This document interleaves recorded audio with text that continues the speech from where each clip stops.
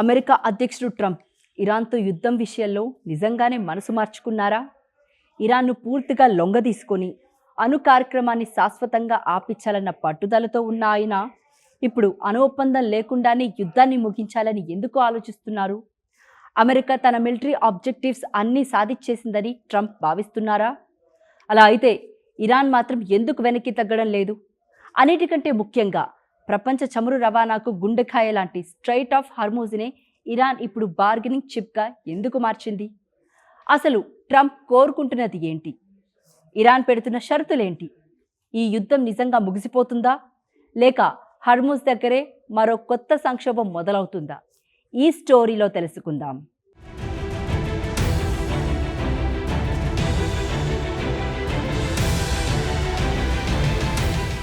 ఇరాన్తో యుద్ధం విషయంలో ట్రంప్ వైఖరిలో మార్పు కనిపిస్తుందన్న వార్త ఇప్పుడు అంతర్జాతీయంగా చర్చనీయాంశంగా మారింది. ఇప్పటి వరకు ఇరాన్ అణు కార్యక్రమాన్ని పూర్తిగా దెబ్బతీయడం, ఆ దేశం భవిష్యత్తులో అణువాయుధాన్ని తయారు చేయకుండా ఆపడం అమెరికా ప్రధాన లక్ష్యంగా కనిపించింది.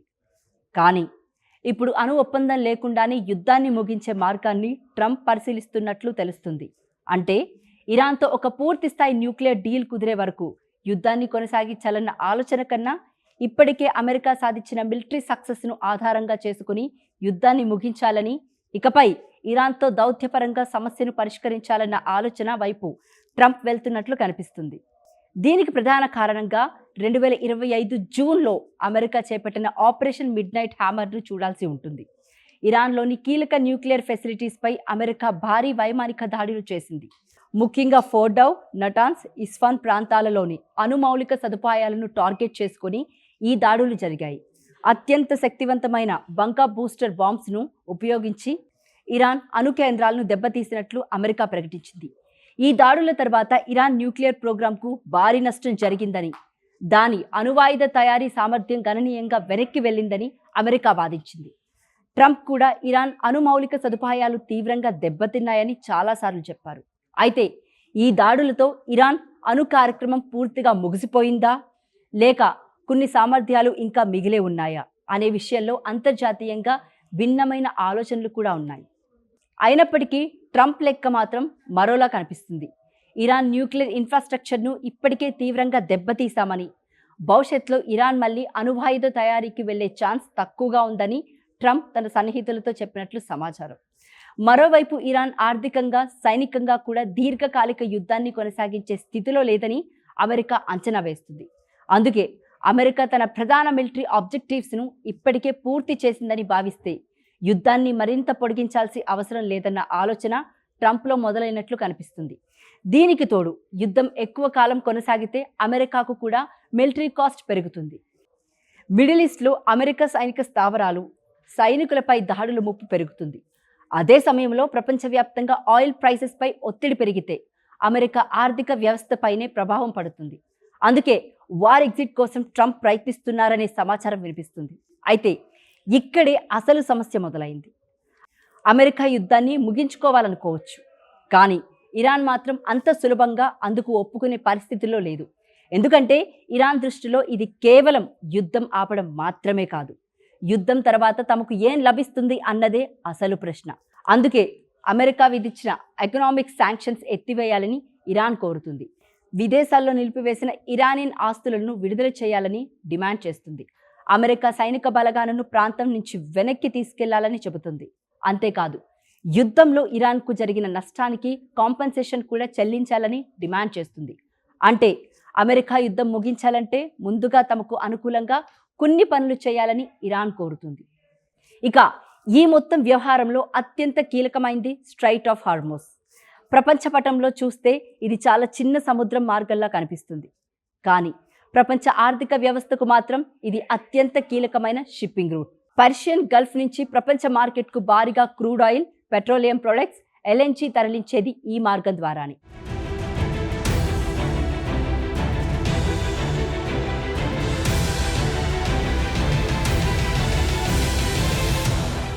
రోజుకు దాదాపు 20 మిలియన్ బ్యారెళ్లకు పైగా పెట్రోలియం లిక్విడ్స్ హర్మూజ్ గుండా ప్రయాణిస్తాయి. ప్రపంచ చమురు వినియోగంలో ఇది దాదాపు 5వ వంతు. అంతేకాదు, హర్మూజ్ ద్వారా వెళ్లే చమురులో అత్యధిక భాగం ఏషియన్ కంట్రీస్కి చేరుతుంది. China, India, Japan, south Korea వంటి దేశాలు ఈ మార్గంపై భారీగా ఆధారపడుతున్నాయి. అందుకే హర్ముజ్లో చిన్న అంతరాయం వచ్చిన ప్రపంచ మార్కెట్లు వెంటనే స్పందిస్తాయి. ఆయిల్ ట్యాంకర్స్కు భద్రతపై అనుమానాలు వస్తే షిప్పింగ్ ఇన్సూరెన్స్ ఖర్చులు పెరుగుతాయి, రవాణా ఖర్చులు పెరుగుతాయి, క్రూడ్ ఆయిల్ ప్రైసెస్పై ఒత్తిడి పెరుగుతుంది. చమురు ధర పెరిగితే ప్రపంచవ్యాప్తంగా ఇన్ఫ్లేషన్పై ప్రభావం పడుతుంది. అంటే హర్ముజ్ సమస్య కేవలం ఇరాన్, అమెరికా మధ్య సమస్య కాదు, ఇది గ్లోబల్ ఎకనామీకి సంబంధించిన సమస్య. అందుకే ట్రంప్కి కూడా హర్ముజ్ను తిరిగి పూర్తిగా తెరిపించడం అత్యంత కీలకంగా మారింది. ఇక్కడే ఇరాన్కు తన చేతిలో ఒక పవర్ఫుల్ బార్గెనింగ్ చిప్ ఉందని చెప్పొచ్చు. ఎందుకంటే ప్రపంచానికి హర్ముజ్ కావాలి, అమెరికాకు యుద్ధం ముగించాలి, ఆయిల్ మార్కెట్కు స్టెబిలిటీ కావాలి. ఈ పరిస్థితిని ఇరాన్కు తనకు అనుకూలంగా ఉపయోగించుకునే ప్రయత్నం చేస్తుంది. అమెరికా తనపై విధించిన ఆంక్షలను ఎత్తివేయకుండా, సైనిక ఒత్తిడి తగ్గించకుండా, యుద్ధ నష్టానికి పరిహారం ఇవ్వకుండా హర్ముజ్ని పూర్తిగా తెరవడం ఎందుకు అనే స్థాయిలో ఇరాన్ నుంచి కండిషన్స్ వస్తున్నాయి. అంటే ఇంతకాలం అమెరికా ఇరాన్పై ప్రెషర్ తీసుకొచ్చిందనుకుంటే ఇప్పుడు హర్ముజ్ ద్వారా ఇరాన్ కూడా అమెరికాపై ప్రెషర్ పెంచుతుందన్న పరిస్థితి కనిపిస్తుంది.